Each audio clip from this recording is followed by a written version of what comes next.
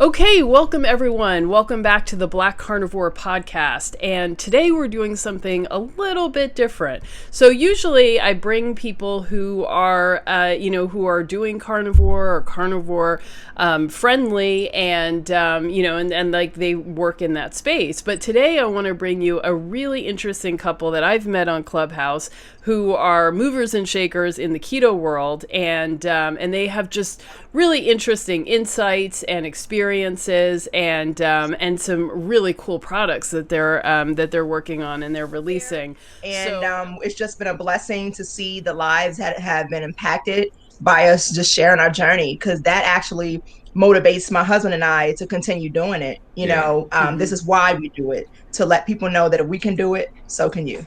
We lost almost 200 pounds. My wife surpassed me. I did pass her for the longest, but she finally surpassed me and met her 100-pound goal. Yes. I'm not necessarily sure I'll meet 100 pounds, but if I get there, then I get there. But I'm satisfied with where I'm at, even though I still have some other goals I'd like to take care of, because this is the smallest I've ever been in my adult life.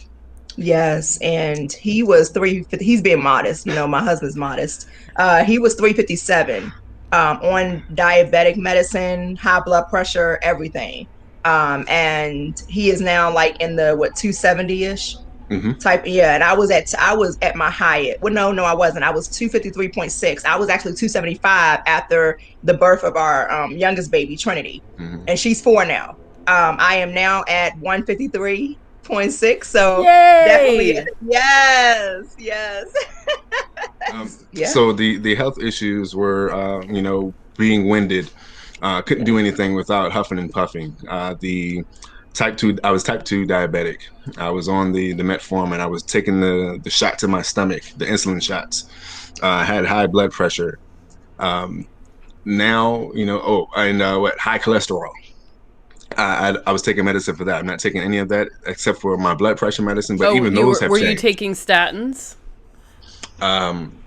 Yes. The cholesterol. Yeah. Okay. And I'm no longer taking any of that. I just take my blood pressure medicine, and even some of those in the dosages have changed. Yeah. So, and I had a bad history of acid reflux for like 20 years, and that even went away. Wow. Yeah. Wow. And I my list is longer than his, to be honest. And I think, like I said before, I think we continued doing it because of how we felt. And because my husband was seeing those changes, that actually motivated me, because I deal with IBS, PCOS, anemic, no gallbladder. I had kidney stent after my gallbladder surgery, hypothyroid, so I do take meds for that, asthma. I mean, you name it, I've dealt with everything. Yes, and I was diagnosed with hypothyroid at 15, and I've been taking medicine for all my life, 37 years, and I definitely see a big difference in my allergies. I just had an allergy test about 2 months ago, and a lot of the things that I used to be allergic to, I'm no longer allergic to it. So something is shifting in my body. Yes. So it's just been a blessing to see our bodies heal from the inside out. Yeah. It's just amazing. So, so you thrived on this way of eating, you figured it out, you loved it, and then you decided to become bloggers and then publishers of your own magazine, right? So I saw you're doing is it like a celebrity makeover, or what is that? And how can, our audience, and anybody watching, get involved? How do you apply? That's my thing right there. Okay, so the keto. Okay, when we did the first issue, I was like, babe, what do you think about doing a lifestyle makeover? Right. We see it on TV all the time. We used to see it on like Ricky Lake and everything. They come out there and they come out looking good.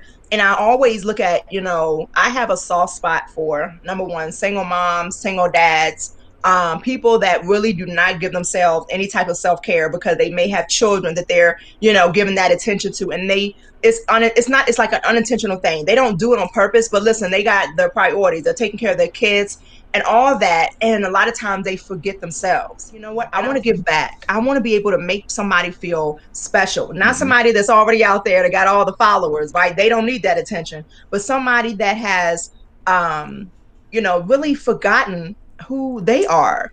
They may not appreciate themselves enough. They may not want to look in the mirror because they feel like, what is that body dysmorphia that we see a lot of, or it's just they don't have the time. And so that's where it came out. It was Keto Celebrity Style. We wanted to make sure that their experience was just that. They didn't have to do anything. We come to them. It's all mobile. So they would get a full mobile team, fashion to get their outfits together, their makeup, their hair, all that. And we come to them. So we also ask them, what would they like for their lunch? Because we cover the lunch. And we also cover like a glass of, if they drink, we have a glass of wine. It could be sparkling, water. But we wanted to make sure that their experience was something they'll never forget. Vision, and we want to make sure that our magazine is visual, is diverse. It has a lot of key components to make sure everyone is included and that they feel valued. Because we're all about relationship, and we want our magazine to feel relational. And you know what she asked, though? You heard what she asked? She said, is that one like it isn't? We're the first Black couple, right? Okay. Yeah. We're the first African American couple with a magazine. So I guess that's to answer your question. No. Not like that.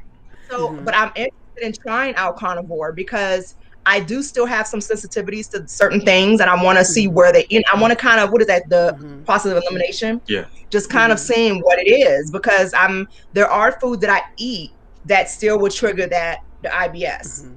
Yeah. And I am very interested in Carnivore. As far as the sweets, though, I'm doing better, but I feel like I wish I had have known beforehand, like when we transitioned from a regular lifestyle to that, because I went straight into keto sweets. Right. Yeah. And that wasn't helping how much I was a sugar addict. So it's like I went from the unhealthy diet to keto, eating keto sweets. Like that wasn't helping me.